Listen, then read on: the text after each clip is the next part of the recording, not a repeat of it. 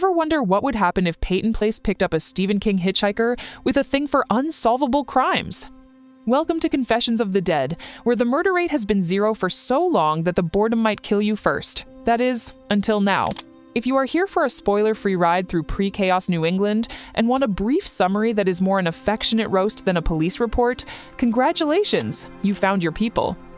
We will only peek at the early plot, so do not expect the killer's secret lair, just licensed speculation, a healthy side-eye toward tropes, and my working theory that none of us have read the author's browser history.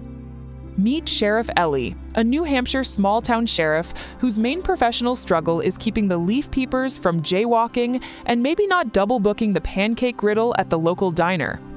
She considers crime rates a competitive sport and wants to prove she can handle real police work beyond community relations. Ellie wants to keep her town picture perfect, her badge shiny, and her reputation intact. Hollow's Bend feels manufactured for a coffee table book, autumn leaves, classic diner, main character with galloping authority issues. If you have ever fantasized about living in a place where the postman is as mysterious as it gets, this is the starting line.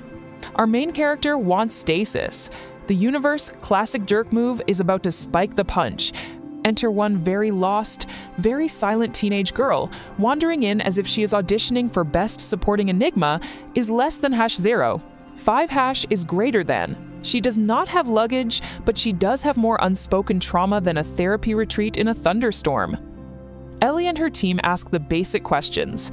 Name, where are your parents, do you know where you are, and get about as many answers as you would get from Siri with no signal. But honestly, has a mysterious girl ever not jump-started plot problems right on cue? She is in protective custody before anyone finishes processing the paperwork.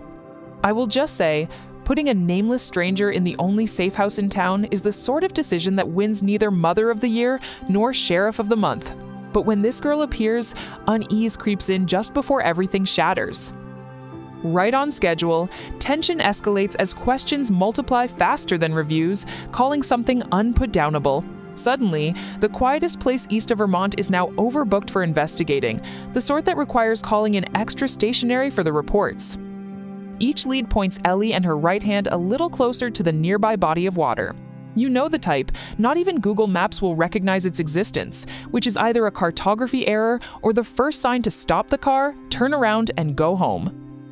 Yes, I am aware this is the part where everyone yells at the cop not to investigate the obviously cursed body of water. But you know a story is about to escalate when Dangerous Lake is on the agenda, and denying map access is just the universe's way of foreshadowing. If you are counting tropes, here is your starter pack. The stranger with no past stumbles into town just as Ellie realizes her job description has expanded from community liaison to lead detective. Add in the idyllic town on the edge of a full-blown meltdown, plus some found family pressure as Ellie finds herself relying on an unlikely team. Do not forget that signature small-town suspiciousness, where everyone knows your name, unless it is this one girl. At this point, my genre-trained brain says only 2 things are for sure. My bet, there is always one speech you will remember for pure GIF potential. Expect symbols getting their own theatrical screen time until proven otherwise. So, should you read? If small town, big tension, and law enforcement with unearned confidence are your popcorn, then absolutely. The pacing falls between slow burn and check the locks at midnight. If you like that creeping sense something is about to go off the rails while still ranking New England foliage in your mind, this one is for you. On sensitivities, expect some tension, atmospheric unease, and the vague threat of municipal scandal. Never grisly, but you will think twice before night swimming.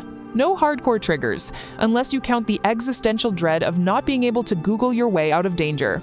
I am stopping before rules, names, or mechanics. This is just the first act, where the unknowns are still cozy and the red flags have not yet unionized. So if you are after a snappy, atmospheric thriller with just enough creepy to keep you skipping stones at Lakeside in daylight only, welcome aboard. If you binge read for escalating weirdness and local diner energy, you will feel right at home, at least until the next secret slips. Investigating small-town secrets is all about deciding who you trust with your confession. If you want an even bigger small-town powder keg, check out my summary of Catch My Breath, where secrets are currency and every new neighbor might be an undercover drama magnet. Like or subscribe if you want the next wild drop the minute it lands.